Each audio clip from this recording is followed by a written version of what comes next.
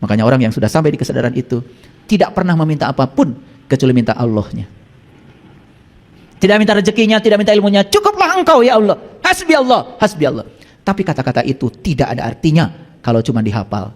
Karena buat apa kita bilang hasbi Allah kalau kita belum tahu dan kenal kepada Allah.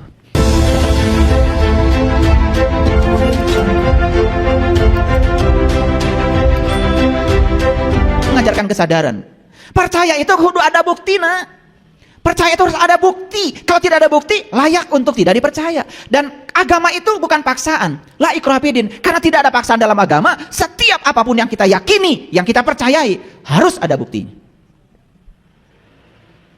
Percaya Allah saya dekat jeung urang, bahkan lebih dekat daripada urat nadi. Diri kita sudah membuktikan? Sudah membuktikan? Kumaha rek percaya? Tidak tertarik untuk membuktikan itu. Jadi kalau kolbu itu sudah bisa membenarkan, maka lisan kita jadi benar. Lisan kita jadi benar. Akhlak dan perbuatan kita akan mengikuti lisan kita. Itu yang disebut dengan jujur. Selaras antara batinnya, kata-kata, dan tindakan. Kan kita biasa tidak selaras. Di dalamnya seperti apa, keluar kata-katanya seperti apa, yang dilakukan seperti apa, bahkan melanggar janji. Itu pun dianggap biasa. Padahal di Quran jelas-jelas dikatakan, ya ayyuhallazina amanu aufu bil uqud. Ciri orang beriman itu tidak pernah melanggar janji. Saya tanya, jadi ciri orang beriman itu tidak pernah melanggar janji. Jujur ya, suka melanggar janji? Jujur, suka melanggar janji? Masih ngaku orang beriman. Pada ayat yang jelas, ciri orang beriman itu tidak pernah melanggar janji. Kita melanggar janji, masih ngaku. Coba, geus puguh eueuh bauna masih ngaku tarasi. Karena nama itu baru ada, melekat kalau ada cirinya. Ngerti maksud saya? Ciri saya, ciri ceramah saya, itu punya ciri tersendiri. Hilang cirinya, hilang namanya. Karena nama itu ada kalau ada ciri. Ada alamatnya, ada addressnya. Betul? Pertanyaan saya. Ya ayyuhallazina amanu, hai orang-orang yang beriman. Berani ngaku? Saya yang dihaikan? Berani? Baru nggak berani sekarang setelah dijelaskan oleh saya. Kemarin-kemarin sebelum kesini petatang-petentengnya luar biasa. Betul? Bahkan menyesatkan orang lain itu biasa. Begitu orang lain beda dengan kita, sesat, murtad, kufur. Keheula. Itulah orang yang pengetahuannya sedikit. Gampang menilai orang lain. Saya tanya sekali lagi. Ya ayyuhallazina amanu. Siapa? Ya siapa? Berani menyatakan, terima kasih ya Allah, saya sudah dihaikan. Berani? Hai para mahasiswa saya. Ada mahasiswa saya nggak di sini?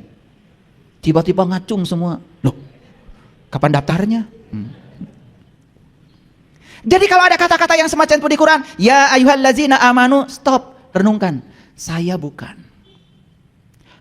Kalau saya ini tidak layak dihaikan, gimana caranya supaya besok-besok saya layak untuk dihaikan? Belajar di Quran, surat Al-Mu'minun.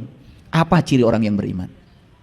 Hadirkan ciri itu pada diri kita. Setelah hadir ciri-cirinya, baru dengan percaya diri mengatakan, semoga saya ya Allah. Cukup sampai di situ? Jangan berhenti di situ. Karena berikutnya ada tugas dari Allah. Ittaqullaha haqqa tuqatih. Ittaqullaha haqqa tuqatih. Kata Allah, bertakwalah kamu kepada Allah dengan takwa yang sebenar-benarnya. Pernah nanya, takwa itu apa? Melakukannya seperti apa? Kenapa ada kata-kata takwa itu harus sebenar-benarnya? Apakah ada yang palsu gitu? Pernah nanya gitu enggak? Enggak. Jadi mau maju gimana? Begitu dibilang kata Allah, bertakwalah kepada Allah dengan takwa yang sebenar-benarnya. Udah aja, dilewatkan perintah ini. Kalau saya kejar. Apa kata takwa di Quran? Saya kejar. Makanya ketemu jawabannya di Quran surat Al-Baqarah ayat 63. Wa id akhadna mitsaqakum wa rafa'na fawqakumut tur khudhu ma atainakum biquwwatin wazkuru ma fihi la'allakum tattaqun. Jadi takwa itu sebuah prosedur. Pertama mengambil janji, yang kedua diangkat kesadarannya, yang ketiga ditunjukkan oleh Allah di puncak kesadarannya. Allah menunjukkan diri di puncak kesadarannya. La'allakum wazkuru ma fihi. Setelah Allah menunjukkan dirinya, bertajali dalam dirinya, baru kata Allah, wazkuru ma fihi. Ingat yang aku tunjukkan kepada kamu. La'allakum tattaqun. Baru kamu jadi orang yang bertakwa. Jadi takwa itu prosedur. Mengambil janji, diangkat kesadarannya, ditunjukkan sesuatu di puncak kesadarannya. Ingat yang Allah tunjukkan. Itu baru takwa. Jadi siapa orang yang bertakwa? Orang yang sudah bisa ingat kepada Allah dengan ingat yang sebenar-benarnya. Itu hak kotukoti. Gitu nggak kita? Belum. Belum semua. Setelah dibahas gini baru sadar, oh ternyata saya ini belum tahu. Tapi sekarang saya tahu kalau saya belum tahu. Alhamdulillah. Can nyaho. Tapi geus nyaho yang orang teh can nyaho. Bagus. Daripada terus-menerus menjadi orang yang tidak tahu, tapi kita tidak tahu bahwa kita tidak tahu. Yang lucu, banyak orang yang menganjurkan kepada kita harus bertakwa. Bari jeung teu dijelaskeun da manehna ge teu nyaho. Betul apa tidak? Banyak apa sedikit yang kayak gitu? Banyak sekali. Pakai sekali dong. Gak usah pakai 2 kali, sekali aja. Ya ayyuhallazina amanu ittaqullaha haqqa tuqatih. Jadi kalau begitu saya mau nanya, pintar apa tidak? Yang bisa takwa itu orang beriman atau orang yang mengaku beriman? Yang beriman. Dan tidak mungkin Allah tiba-tiba menyuruh seseorang sesuatu yang tidak dia lakukan. Misalkan inilah, saya sederhana aja. Saya nyuruh nembok, pasti dong tukang tembok. Gak mungkin saya nyuruh nembok ibu-ibu sebelah sini, gak mungkin. Salah saya memberikan perintah. Sekelas saya aja ngasih perintah pasti mikir dulu. Kalau saya mau ngecat gedung, saya cari tukang cat dong. Betul gak? Gitu. Kalau saya mau nyuruh anak saya diajarkan baca tulis Quran, saya cari guru yang bisa baca tulis Quran. Pasti gak cari tukang tembok dong. Paham? Sekelasnya Allah nyuruh kita bertakwa, pasti itu ada pesannya. Makanya yang disuruh bertakwa di ayat ini siapa? Hanya orang beriman. Karena hanya orang beriman lah yang bisa menjalankan takwa. Masuk akal? Nah, kenapa kita selama ini tidak bisa menjalankan takwa? Karena belum beriman. Ngaku-ngaku doang. Supaya pengakuannya diakui, udah pakai dandan macam-macam. Itu makanya ada lagu Pak Haji Sorban Palid. Pak Halid Sorban oge. Pak Haji Sorban Palid itu orang yang sudah haji, tetapi sesungguhnya dia tuh tidak tahu apa esensinya haji. Berkunjung ke Baitullah, tetapi tidak tahu siapa yang harus dikunjungi. Palid dah sorban. Orang tua kita mau ngasih pelajaran tuh luar biasa. Ya. Nah, palid itu bahasa Arabnya mabur. Paham ya? Ya. Udah stop dulu sampai situ. Karena ini kajiannya rahasia berserah diri dulu. Tapi tangkap dulu maksud saya. Siapa yang bisa bertakwa? Jawab dulu. Orang beriman. Apakah orang yang mau beriman bisa melakukan laku takwa? Gak akan bisa. Laku takwa itu spesial. Spesial. Karena kalau tadi saya jelaskan yang namanya takwa itu mengambil janji, diangkat kesadarannya, ditunjukkan sesuatu di kesadarannya. Allah bertajali seperti bertajalinya kepada Nabi Musa. Falamma tajalla rabbuhu lil jabal. Ketika aku bertajali di puncak kesadarannya Musa. Lalu Musa tersungkur dan mengatakan, qala subhanaka tubtu ilaika wa ana awwalul mu'minin. Itulah awalnya imannya Musa. Kapan kalian mau bertajali kepada dia? Kapan mengawali iman? Tiba-tiba ngaku-ngaku sudah menjalankan takwa. Karena takwa itu sangat spesial. Tapi selama ini dengar kata-kata itu? Kita hanya menjalankan apa yang didengar kata orang. Yang penting sudah pakai baju takwa, langsung petantang peteng-teng jadi orang yang bertakwa. Nanti buka Quran surat Al-Baqarah ayat 63 ya, sampai di rumah. Nah, pertama syaratnya harus iman, yang kedua kalau dia bisa menjalankan laku takwa, hadiahnya apa? La tamutunna illa wa antum muslimun. Makanya kamu akan menjadi seorang muslim. Bahkan menjadi seorang muslim itu menjadi syarat mati. Kata Allah, janganlah kamu mati kecuali kamu harus sudah menjadi muslim. Sayang sekali, muslim itu didangkalkan oleh kita hanya sebatas sebutan buat orang yang mengaku beragama tertentu. Padahal itu tingkatan tertinggi yang harus dicapai. Iman saja belum, takwa saja yang nggak ngerti, tiba-tiba menyatakan diri sebagai muslim. Aneh apa tidak? Aneh? Aneh. Padahal ayat ini berstruktur, sangat saintifik. Iman dulu yang benar, lakukan takwa secara terus-menerus, hadiahnya adalah kamu menjadi seorang muslim. Kalau hanya mengaku beragama tertentu, mudah apa susah? Mudah. Ditanya sama Pak RT waktu bikin KTP. Ibu teh jenengan saha? Idah. Semoga nggak ada di sini ya. Alamat di mana? Kampung ieu RT sabaraha RW sabaraha. Punten ibu, agama Islam Pak RT. Langsung jadi muslim? Menurut siapa? Menurut Pak RT. Itu yang sering kita tidak sadari. Apakah kita muslim menurut Allah? Pernah gak nanya gitu? Ya Allah, kata Pak RT saya muslim. Apakah kata engkau juga muslim? Pernah nanya gitu? Gak pernah. Kalau saya dari kecil saya nanya. Makanya kita sekarang sangat senang dengan istilah muslim, non-muslim. Dan kita mengatakan muslim siapa saja yang mengaku. Non-muslim siapa saja yang tidak mengaku. Hanya sebatas itu. Kalau bagi saya, muslim dan muslim itu tidak sekedar itu. Bagi saya, muslim siapapun keyakinannya, apapun jalan hidupnya, kalau dia sudah bisa berserah diri secara total kepada Allah, bagi saya itulah muslim. Dan siapapun yang belum bisa berserah diri kepada Allah, malah ngatur-ngatur Allah supaya Allah ngikutin keinginan kahayang manehna, bagi saya itu bukan. Bagi saya ya, jangan ikut-ikutan saya. Bagi saya ketemu dengan sahabat-sahabat saya, mohon maaf, akhlaknya lebih bagus.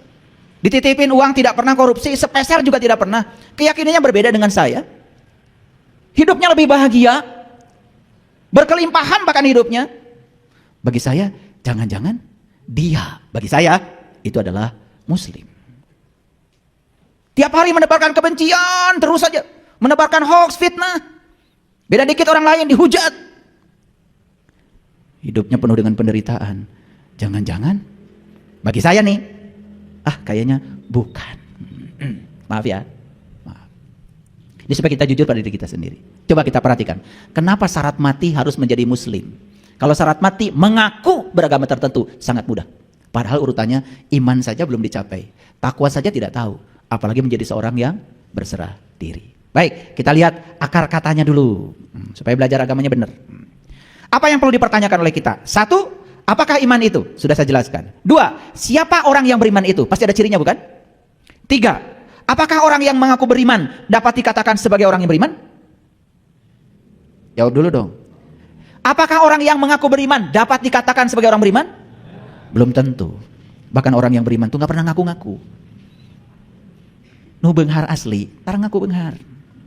Nusok ngaku kamu, eta nu kakara beunghar. Segala dipakai. Ya, kencering. Kencering. Suku na ngalengkah kencering deui. Sagala dipake. Jika ondel-ondel. Yang asli mah enggak pernah begitu. Itu bedanya, ya. Karena yang tidak asli itu suka cari topeng, suka cari pembenaran supaya dibilang asli. Coba. Sarung tenun asli pasti palsu. Dan asli mata tulisan asli. Saya beli sarung BHS tuh Samarinda, gak ada tulisan asli. Gak usah saya menyebut merek yang lain, nanti takut ada yang tersinggung. Karena biasanya kalau yang palsu suka ada tulisan asli. Ya kayak kalian. Ya dah? Iya. Yang imannya asli gak perlu dipamerkan di mobil. Pakai lapat ini, lapat itu, gak perlu. Tapi cara mengendarai mobilnya rapi. Parkirnya bener. Saya pernah lihat nih, lihat ya nih fakta. Tulisannya la ilaha illallah Muhammad, besar. Itu parkir di pinggir jalan, dia tidur nyenyak, orang lain itu kesusahan karena dia parkir di pinggir jalan. Bagi saya, kayaknya ini nih yang bukan. Bisa tidur nyenyak, sementara orang lain kesusahan gara-gara dia memarkir mobil di pinggir jalan. Atuh teu boga garasi mah, tong waka meser. Cenah kadengin. Lalu selanjutnya apa sih takwa itu sudah saya jelaskan ya tadi. Ini baru penjelasan loh. Tetapi tata caranya tidak mungkin saya jelaskan. Kalau ingin tahu takwa yang sebenarnya harus belajar. Belajar secara khusus. Nanti saya akan berikan kelas khusus kepada orang khusus. Ini baru saya jelaskan takwa versi Quran. Bisa dibaca semua orang. Tetapi itu pun caranya belum begitu jelas kan. Karena bagaimana kita bisa tadi mengambil janji, diangkat kesadarannya. Ngangkat kesadarannya kita belum bisa. Ditunjukkan sesuatu di puncak kesadarannya. Bagaimana supaya Allah bertajalli pada diri kita? Kumaha carana? Itulah perlu ilmu khusus. Nah, disitulah kita perlu ketemu dengan orang-orang yang khusus, yang mewarisi ilmu khusus. Jadi supaya kita itu bicara tidak ngasal gitu. Mulai sekarang belajar bertanggung jawab ya, gitu. Baru la'allakum tatakun, baru kita menjadi orang yang bertakwa. Apakah cukup sampai itu saja belum selesai? Yang imannya sudah benar, takwanya sudah dimiliki, belum tentu menjadi muslim. Komo nu ngaku-ngaku wungkul. Pernah dengar kajian ayat ini? Pasti pernah di sini sekarang. Kan biasanya coba dibaca aja, betul nggak? Nah itu, paling juga ada bumbu-bumbunya gini, ya. Saya sudah mewasiatkan takwa khususnya buat diri saya, umumnya buat hadirin yang hadir di tempat ini. Gitu. Selesai kan? Sarare. Biasanya kan gitu. Jumatan tuh, muntenunutan, tibra. Ya habis itu aja. Ya tidak pernah ada hal baru. Sudah bisa diduga pasti yang dibaca itu dan tidak dijelaskan. Sekarang saya jelaskan, semuanya bangun, kaget. Betul? Sederhana yang saya jelaskan? Karena kebenaran itu sederhana. Cuman kita tidak melihat kesederhanaannya. Kemudian berikutnya, ya, siapakah muslim itu sebenarnya? Apakah semua orang yang mengaku beragama tertentu bisa disebut sebagai muslim? Secara syar'i, kulit luar, oke, gak masalah. Setiap orang yang beragama Islam pasti disebutnya juga muslim. Tetapi ayat ini berbicara lebih dalam dari itu. Sampai menjadi muslim itu menjadi syarat mati. Maaf ya, orang pembenci, pendengki, wah pokoknya kelakuannya tuh gak ada yang menenteramkan masyarakat, mengaku beragama tertentu, mati. Masa selamat? Masa selamat model kayak gitu? Itu aja, pikirkan. Lanjut. Nah ternyata muslim itu adalah gelar yang diberikan Allah untuk manusia yang sudah mencapai Islam. Apa? Gelar yang diberikan Allah untuk manusia yang sudah mencapai Islam. Pertanyaan berikutnya, apa Islam itu? Karena kita kenal Islam selama ini hanya sekedar nama sebuah agama. Padahal di Quran ada 73 kali disebut kata Islam. Dan saya juga sangat kagum, kenapa Allah menyebutnya 73 kali. Nah, ini belum saya buka ya, terlalu dalam, nanti malah bingung. Terlalu dalam. Nanti suatu saat kalau sudah belajar ilmu khusus akan bisa menjawab sendiri. Nanti ada saatnya. Kata Islam berasal dari kata aslama, yuslimu, islaman. Nah, kalau belajar ilmu nahu, ya, ilmu syarab di pesantren pasti akan belajar ini. Jadi kata Islam dari kata aslama, yuslimu, islaman. Aslama artinya tunduk. Yuslimu artinya patuh. Islaman itu artinya selamat. Pertanyaannya sederhana. Apakah kita sudah tunduk, patuh kepada Allah? Atau malah Allah disuruh tunduk dan patuh kepada kamu? Jujur nih jawab. Kan senang sekali ngatur-ngatur Allah supaya Allah ngikutin keinginan kita. Betul nggak? Jika perlu berkesana, berkesini, ya. Tidak bisa ngatur Allah sendiri, cari orang yang bisa ngatur Allah. Betul nggak? Kan gitu kelakuan kalian? Iya. Betul apa tidak? Iya. Ngedoa air sendiri, nggak percaya diri, minta orang. Kali aja dia malah lebih dekat dengan Allah. Jadi KKN itu sudah bukan di dimensi duniawi saja. Dalam urusan spiritual pun kalian ber-KKN. Kali aja kalau sorbannya panjang, doanya dikabul, bukan? Kali aja kalau jangkotnya lebat, kali aja doanya dikabul, bukan? Gitu. Makanya berkesana, berkesini. Apa? Minta doa ini, minta doa itu. Kan gitu yang kita lakukan. Padahal Allah bersamamu, lebih dekat kepadamu daripada urat nadi lehermu. Geus teu percaya kalau nu ada di diri orang. Geus teu percaya kalau nu ada di diri orang. Allah yang ada bersama kita aja sudah tidak dipercayai. Bagaimana kita bisa dipercayai oleh orang lain? Kudu ngengken wawanen ka batur. Betul? Dengarkan kata-kata saya. Jadi muslim itu mereka yang sudah tunduk, sudah patuh. Kalau siapapun yang sudah tunduk dan patuh kepada Dia Sang Pencipta, pasti akan mengalami islaman, selamat. Selamat dunia dan akhirat. Mari kita lihat, kenapa selama ini banyak penderitaan kita? Karena kita tidak tunduk dan patuh kepada Allah. Di mana Allah? Di sini, bersama kita saat ini ada. Dan Dia keras sekali berbicara kepada kita, tong bohong, tong pedit, tong amek-amekan. Itu ngingetin dari sini, tapi kita tidak menghiraukannya. Jadi sebetulnya tunduk dan patuh itu tidak usah terlalu jauh. Tunduk dan patuh kepada hati nuranimu, itu yang akan menyelamatkan kita. Jadi sebetulnya tidak usah mesantren keluar dari diri kita, mesantren aja ke dalam. Dengarkan kata-kata Dia. Dan saya kasih tahu, kata-kata Allah hanya akan terdengar kalau kita mau mendengarkannya dalam keadaan hening. Tepat saat pikiran kita bisa kita kendalikan, di situ suaranya akan jelas. Jadi saya heran sekali ya, kita lebih suka pesantren itu ke sini, tetapi yang di sini tidak pernah diikuti. Tidak pernah diikuti. Padahal ikuti saja yang di sini, itu pesantren yang luar biasa. Itu yang akan menjadikan kita Islaman, menyelamatkan. Coba, apakah para koruptor yang sekarang sedang belajar di lembaga permasyarakatan itu tidak pernah diingatkan oleh Allah dari dalam dirinya?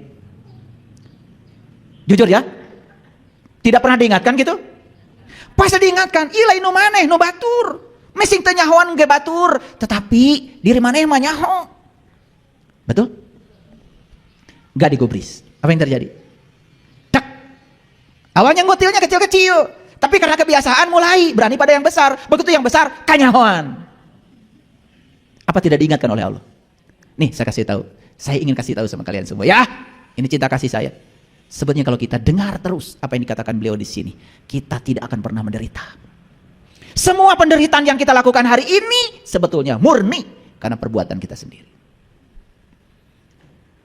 Setelah saya jelaskan seperti ini, makin terang benderang. Berani ngaku muslim? Mulai kan? Rarewas. Tadi maka dia menipu kaya. Apalagi kalau udah pakai seragam, serasi, jilbab, kacamata, lipstick, baju, tas, seragam. Ini asa. Betul gak? Makanya ngaji tetong serting seragam. Bahaya seragam itu. Dianggap manusia itu seragam. Padahal manusia itu diciptakan oleh semesta bukan untuk diseragamkan, untuk dihargai agar mereka menjadi dirinya sendiri. Makanya tidak ada kewajiban ngaji di tempat saya pakai seragam.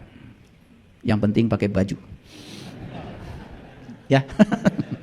Ya kahartos. Jadi muslim teh saha? Yang sudah aslama yuslimu islaman, yang sudah tunduk patuh kepada siapa? Kepada dia. Hidup nggak Allah dalam diri kita? Mengingatkan kita apa tidak? Yes. Tapi yang lebih banyak didengar oleh kita bukan kesadaran yang muncul dari diri kita, tetapi pikiran kita. Nah, inilah pikiran itu yang suka waswisu fi sudur, yang suka waswisu fi sudur, yang suka mengganggu kesadaran kita. Itu sebabnya kesadaran kita sering hilang karena diganggu oleh pikiran kita. Mau ngasih masih pakai jeda. Makanya kalau mau ngasih langsung ngasih, jangan ditunda. Begitu ditunda waswisu. Tadinya mau ngasih 1 juta, tetapi ada waswisu, lebar atuh. Geus we 200 nu penting mah mere. Udah gitu kata waswisu pakai judul, gak apa-apa sedikit juga, yang penting ikhlas. Gitu. Waswisu mah pinter cari pembenaran. Padahal nu saeutik mah jelas teu ikhlas, karena ikhlas itu gede ngasihnya. Paham maksud saya? Tapi si waswisu mah pinter, asa percaya diri, geus mere. Padahal niatnya mah tadi perintahnya dari dalam batin yang pertama tuh 1 juta. Tapi karena tertunda beberapa detik, kemudian waswisu mulai bergerak. Ya kan? Lebar atuh 200 ge cukup. Coba 800 lamun meuli kabaya. Itu kan? Gitu. Nah, si waswisu didengar, apa akibatnya? Kesadaran yang tadi sudah memerintahkan kemudian hilang, diganti supaya tetap kita merasa percaya diri. Maka si waswisu ngomong lagi, ngasih nasihat. Bilang, gak apa-apa ya, sedikit juga. Yang penting ikhlas. Wah, gaya deui. Lihat saya nih sudah jadi dermawan, padahal 200. Padahal perintah pertamanya 1 juta. Kaira. Jadi siapa yang diturut? Yang diturut bukan lagi kesadaran pertama. Yang diturut itu adalah si waswisu itu, fisudur, yang sudah mengganggu kesadaran kita. Itulah kehidupanmu selama ini. Maaf saya ngomong begini. Berani saya bicara begitu dan kalian tidak akan bisa menghindar. Terasa oleh saya wajah-wajahnya dari sini ke sana. Asli, saya tidak akan pernah gibah, saya tidak pernah menceritakan setan di belakang. Setannya saya undang di sini. Makanya di Quran surat Al-Baqarah ayat 112, ini masih ayat. Belum saya masuk kepada rahasia berserah diri, masih ayat. Dengarkan kata-kata saya supaya semuanya clear, ya. Allah mengatakan begini, bala man aslama wajhahu lillah wa huwa muhsinun falahu ajruhu inda rabbih wala khaufun alaihim walahum yahzanun. Ini pintu masuk ke dunia sains. Perhatikan saya. Bala akan tetapi man barang siapa aslama berserah diri wajhahu wajah. Jadi di sini dikatakan barang siapa yang menyerahkan wajahnya seutuhnya lillah kepada Allah. Jadi diartikan berserah diri. Karena diri kita yang sejati kan sebetulnya identitasnya ada di sini. Identitas manusia di sini semua. Makanya KTP semua dari sini ke atas. Betul apa tidak? Pak RT, sekampung ini saya terkenal seksi. Tolong dong, jangan dari sini ke atas. Saya pengennya dari sini ke sini. Gak bisa. Identitasmu kata Pak RT dari sini kalur. Kau macam-macam. Jadi identitas manusia dari sini ke atas. Maka diri itu adalah wajah. Maka wajah itu alamat, hati-hati. Wajah itu alamat. Kamu melakukan kebaikan banyak akan tergambar di wajahmu. Melakukan keburukan banyak akan tergambar di wajahmu. Hati-hati, karena wajah kita ini adalah alamat dari semua kebaikan dan keburukan yang kita lakukan. Hati-hati ini wajah, hati-hati. Wajah itu adalah address, alamat. Bala, akan tetapi man barang siapa aslama, berserah diri, wajahu, mampu menyerahkan diri, wajahnya, jati dirinya, lillah, kepada Allah, wa huwa muhsinun, baru dia akan melakukan kebaikan. Jadi syarat untuk melakukan kebaikan itu syaratnya kita harus bisa menghadapkan wajah lahir dan batin kita sepenuhnya lillah. Jangan pakai topeng lagi. Itu sebabnya pikiran ini disebutnya juga dasamuka, disebutnya rahwana, penguasa negeri Alengka. Dasamuka loba banget.